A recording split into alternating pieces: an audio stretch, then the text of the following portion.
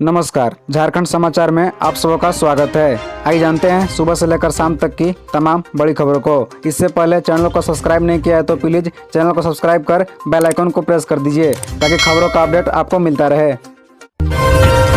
1000 करोड़ के खनन घोटाले के आरोपी पंकज मिश्रा की मुश्किलें बढ़ी, दर्ज हुआ एक और ECIR। ईडी ने बरहेट विधायक प्रतिनिधि पंकज मिश्रा और उनके सहयोगियों के खिलाफ नई ECIR दर्ज की है। इस केस में ईडी ने साहिबगंज के कारोबारी विष्णु यादव उर्फ छोटू यादव, पवित्र यादव, अमर कुमार यादव, नगेंद्र कुमार यादव समेत अनेक आरोपी बनाया है। इस मामले में साहिबगंज के बोरियो थाना में दर्ज केस नंबर 181/22 को ईडी ने ECIR का आधार बनाया है। साहिबगंज के MD विद्युती कुमार के बयान पर यह केस 26 जुलाई 2022 को दर्ज किया गया था। साहिबगंज में ईडी की टीम ने इस मामले में जब चालकों का बयान लिया तब उन्होंने बताया था कि पंकज मिश्रा के कहने पर खनिज लदे ट्रकों का परिवहन हो रहा था। ऐसे में ईडी ने 25 जुलाई 2022 को तैयार पंचनामा में पंकज मिश्रा का नाम दर्ज किया था। वहीं उनके करीबी कारोबारियों की भी भूमिका इस मामले में सामने आई थी।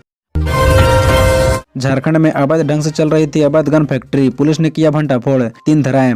झारखंड में मनी गन फैक्ट्री का पता चला है। मिली जानकारी के मुताबिक झारखंड के पलामू जिले के नवा जयपुर थाना क्षेत्र अंतर्गत कसवा खाड़ इलाके में मनी गन फैक्ट्री होने का पता चला है। विशेष पुलिस दल यहाँ छापेमारी कर इसका भंडाफोड़ किया। मौके पर पुलिस ने 3 लोगों को गिरफ्तार किया है। मामले की जानकारी देते हुए मेदिनीनगर के SP चंदन कुमार सिन्हा ने बताया कि गन फैक्ट्री से 2 दोनाली बंदूक और पिस्तौल सहित भारी मात्रा में हथियार बनाने का सामान मिला है। फैक्ट्री से कई अर्धनिर्मित हथियार भी मिले हैं। पुलिस ने सब चीजों को जब्त कर लिया है। मामले में विधि सम्मत कार्रवाई की जा रही है। SP चंदन कुमार सिन्हा ने बताया कि इस फैक्ट्री का मुख्य सरगना 60 वर्षीय सूर्यदेव मिस्त्री है। वो इसी मामले में साल 1995 में भी जेल जा चुका है। रिहा होने के बाद दोबारा इसी धंधे में लग गया। पुलिस ने मौके से 35 वर्षीय उमेश सिंह और 32 वर्षीय विपिन बिहारी सिंह को गिरफ्तार किया है। बताया जाता है कि दोनों आरोपी यहाँ हथियार खरीदने आए थे। पुलिस मामले की विस्तृत छानबीन में जुटी है।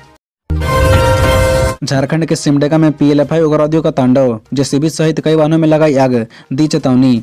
झारखंड के उग्रवादी घटना थमने का नाम नहीं ले रही है। ताजा मामला सिमडेगा का है। यहाँ PLFI के उग्रवादी ने बुधवार की देर रात बड़ा हमला बोल दिया। उग्रवादियों ने ओगड़ा रेलवे स्टेशन के पास निर्माण कार्य में लगी JCB और पोकलेन सहित कई वाहनों में आग लगा दी। उग्रवादियों ने घटनास्थल पर पर्चा भी छोड़ा है, जिसमें चेतावनी दी गई है कि किसी भी प्रकार का निर्माण कार्य संगठन से वार्ता किए बिना न किया जाए। पुलिस घटना की छानबीन में जुट गई। मिली जानकारी के मुताबिक घटना बुधवार की देर रात जलडेगा थाना क्षेत्र अंतर्गत ओगड़ा रेलवे स्टेशन के पास घटी। यहाँ PLFI के हथियारबंद दस्ते ने निर्माण कार्य में लगी JCB और पोकलेन सहित कई वाहनों में आग लगा दी। यहाँ रखे पानी के टैंकर को भी आग के हवाले कर दिया। पुलिस को घटना की सूचना मिली तो दल बल के साथ वहां पहुंचकर छानबीन शुरू कर दी। PLFI के स्टेट प्रभारी राजेश गोप की ओर से जारी पर्चा में घटना की जिम्मेदारी लेते हुए कहा गया कि संगठन को सूचित किए बिना कार्य किया जा रहा है, इसलिए इस घटना को अंजाम दिया गया है। कहा गया है कि यदि संगठन से भविष्य में भी वार्ता नहीं की गई तो ऐसी ही कार्रवाई की जाएगी। बदहाल रिम्स, ऑक्सीजन सपोर्टेड बेड खाली नहीं था। 3 घंटे तक मरीज ने किया इंतजार, एम्बुलेंस में ही तोड़ा दम।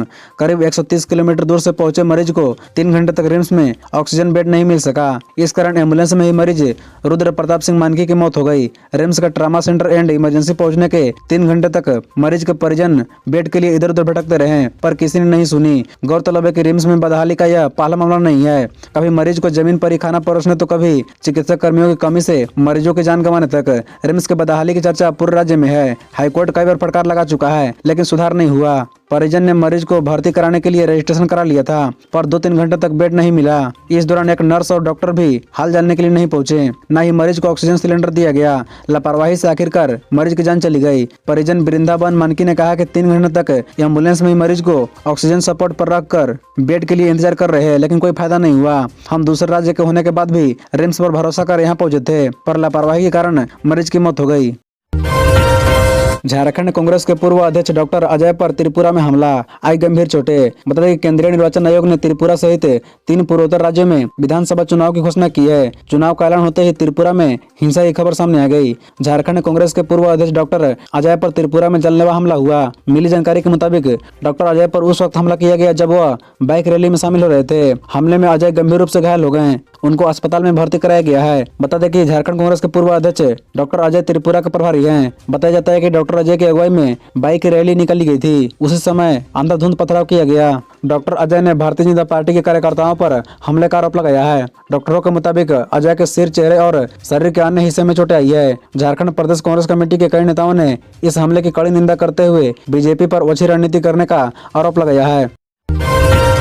36 दिन बाद भी पकड़ से बाहर आदमखोर तेंदुआ, अब मारना ही विकल्प, मिली इजाजत। बता दें कि झारखंड के गाड़वा में बीते 36 दिनों से आतंक का पर्याय बने आदमखोर तेंदुओं को मारने की इजाजत मिल गई है। वन संरक्षक दिलीप कुमार यादव ने इसकी पुष्टि की है। तेंदुओं को मारने की अनुमति के लिए 10 जनवरी को वाइल्ड वाइफ PCCF को प्रस्ताव भेजा गया था। गौरतलब है कि आदमखोर तेंदुआ अब तक 3 बच्चों की जान ले चुका है, कई मवेशियों को भी मार डाला है। वन संरक्षक दिलीप कुमार यादव ने बताया कि अब एक साथ 3 स्थितियों पर काम किया जाएगा। पिंजरा में कैद करने के अलावा उसे टेंकुलाइज कर पकड़ने का प्रयास भी होगा। प्रस्ताव पर अनुमति मिलने के बाद अब उसे मारने की कार्रवाई भी अंतिम विकल्प के तौर पर रखा जाएगा। आदमखोर तेंदुओं को मारने पर कमेटी की सहमति पहले ही ले ली गई थी। गौरतलब है कि तेंदुओं को मारने की सहमति में जिस कमेटी का गठन किया गया है उसका अध्यक्ष दिलीप है। इस कमेटी में दिलीप के अलावा FDO शशि कुमार, पलामू बार के परियोजना के उप निदेशक मुकेश कुमार, भ्रमणशील पशु चिकित्सक डॉक्टर राकेश जोजो, जिला परिषद उपाध्यक्ष सत्यनारायण यादव शामिल हैं। गिरिडीह में CM Hemant Soren in action mode, तीसरी प्रखंड के सीईओ को किया निलंबित। अधिकारियों से कहा योजनाओं का प्रेजेंटेशन आकर्षण पर ग्राउंड रियलिटी कुछ और कहती है। बता दें कि खातियानी जोहार यात्रा के क्रम में गिरिडीह पहुंचे CM Hemant Soren action mode में दिखे। लोगों को संबोधित करने के साथ साथ उन्होंने कोडरमा तथा गिरिडीह जिले में संचालित विभिन्न योजनाओं की विधि सम्मत समीक्षा की। इस दौरान उन्होंने अधिकारियों को कई सख्त निर्देश दिए। मुख्यमंत्री ने कहा शहरों की तरह गाँव में बिजली, पानी, सड़क और इंटरनेट कनेक्टिविटी मजबूत करने का प्रयास हो रहा है। अधिकारियों को साफ तौर पर कहा कि सभी अपने अपने कार्यों के प्रति ईमानदारी बरते और पूरी जिम्मेदारी के साथ कार्य करें। समीक्षा के दौरान मुख्यमंत्री हेमंत सोरेन ने गिरिडीह जिले के तीसरी अंचल के अंचल अधिकारी को निलंबित करने का निर्देश दिया। वहीं कोडरमा जिले के चंदवारा प्रखंड के BDO तथा संतगावा के अंचल अधिकारी को शोकज करने को कहा। उन्होंने कहा कि यह साल क्रियान्वयन का साल है, हर जिले में चल रही योजनाओं का मॉनिटरिंग करूंगा, किसी भी स्थिति में शिथिलता बर्दाश्त नहीं की जाएगी। उन्होंने अधिकारियों से कहा कि सभी अधिकारी और कर्मी नए वर्ष में नए जोश के साथ कार्य करें। योजना धरातल पर उतरे, इसके लिए व्यवस्था की जड़ों को मजबूत करना जरूरी है। 1400 केंद्रों में होगी जैक मैट्रिक इंटर की परीक्षा, 8 लाख विद्यार्थी होंगे शामिल। 100% सिलेबस पर होगी परीक्षा, 15 जून तक जारी होगा रिजल्ट। बता दें कि झारखंड एकेडमिक काउंसिल यानी जैक ने इस साल की मैट्रिक इंटर की परीक्षा की तैयारी लगभग पूरी कर चुका है। इस साल राज्य के 1400 केंद्रों में 8 लाख विद्यार्थी परीक्षा देंगे। इस साल मैट्रिक की परीक्षा प्रखंड स्तर पर बनाए गए केंद्रों में ली जाएगी। वहीं इंटर की परीक्षा के लिए अनुमंडल स्तर पर केंद्र बनाए गए हैं। सभी जिले से परीक्षा केंद्र की रिपोर्ट झारखंड एकेडमिक काउंसिल को भेज दी गई है। इस वर्ष पिछले वर्ष की तुलना में परीक्षा केंद्र कम बनाए गए हैं। पिछले वर्ष कुल 1936 परीक्षा केंद्र बनाए गए थे। कोविड के कारण पिछले वर्ष परीक्षा केंद्रों की संख्या बढ़ाई गई थी। इस वर्ष पूर्व की भांति केंद्रों का निर्धारण किया गया है। झारखंड एकेडमिक काउंसिल के आंकड़ों के मुताबिक इस साल मैट्रिक की परीक्षा में सबसे अधिक बच्चे शामिल होने वाले हैं। मैट्रिक की परीक्षा में लगभग 4.5 लाख और इंटर की परीक्षा में लगभग 3.5 लाख परीक्षार्थी परीक्षा में शामिल होंगे। इसी तरह वर्ष 2023 की मैट्रिक इंटर की परीक्षा में लगभग 8 लाख परीक्षार्थी शामिल होंगे।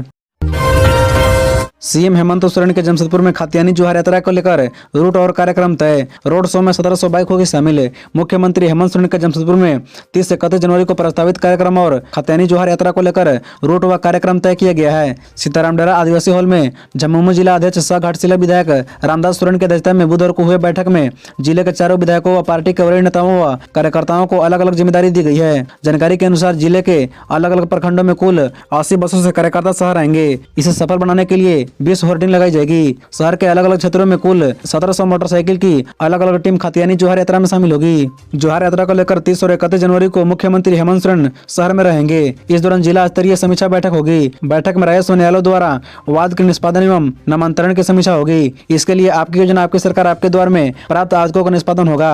बैठक में विधि व्यवस्था, सावित्रीबाई फुले किशोरी समृद्धि योजना, मुख्यमंत्री रोजगार सृजन कार्यक्रम, पशुधन योजना, सर्वजन पेंशन योजना, किसान क्रेडिट कार्ड योजना, छात्रवृत्ति सहित संबंधित परियोजना की प्रगति प्रतिवेदन की समीक्षा होगी। इसके लिए PPT तैयार किया जा रहा है।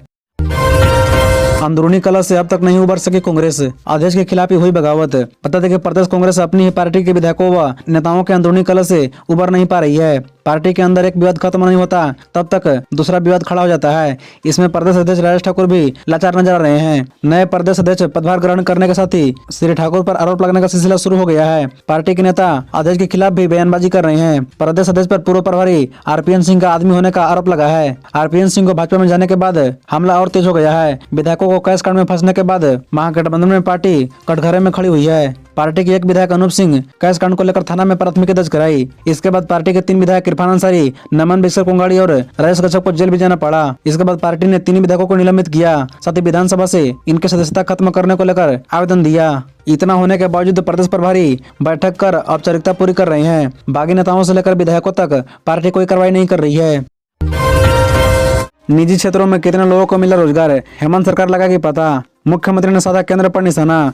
मुख्यमंत्री हेमंत सोरेन ने कहा कि स्थानीय लोगों को रोजगार देने को लेकर राज्य सरकार गंभीर है। विभिन्न उद्योगों और कारखानों में 75% नौकरी स्थानीय लोगों को मिलनी है। सरकार सर्वे के माध्यम से यह पता लगाएगी कि रोजगार मिल रहा है या नहीं, इसकी प्रक्रिया शुरू की गई है या नहीं। उन्होंने कहा कि विभिन्न उद्योगों, इकाइयों या फैक्ट्रियों में कितने स्थानीय लोग हैं, इसका रिकॉर्ड बनाया जा रहा है। मुख्यमंत्री ने कहा कि पारसनाथ मारांग बरू था और रहेगा। पारसनाथ मामले में विपक्ष जहर घोलने का काम कर रहे हैं। उनके षड्यंत्र से सावधान होने की जरूरत है। उक्त बातें उन्होंने बुधवार को झंडा मैदान में आयोजित खतेरी जोहार यात्रा के दौरान कही। 50 मिनट के लंबे भाषण में मुख्यमंत्री हेमंत सोरेन ने भाजपा और केंद्र सरकार पर जमकर निशाना साधा। मुख्यमंत्री हेमंत सोरेन ने कहा कि उनका चेला झारखंड को पिछड़ा राज्य बना दिया।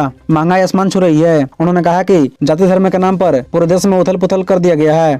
खबरों से जुड़े रहने के लिए चैनल को सब्सक्राइब, वीडियो को लाइक एवं एक दूसरे से शेयर जरूर करें। धन्यवाद।